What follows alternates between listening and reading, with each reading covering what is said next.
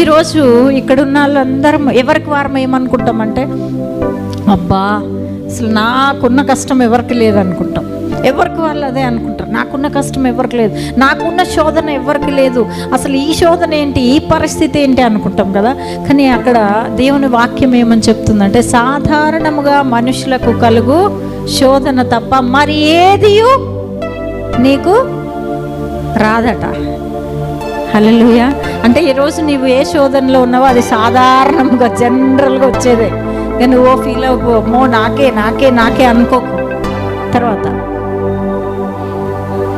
దేవుడు నమ్మదగినవాడు, మనుషులు నమ్మదగిన వారు కాదు, దేవుడు మాత్రమే నమ్మదగినవాడు.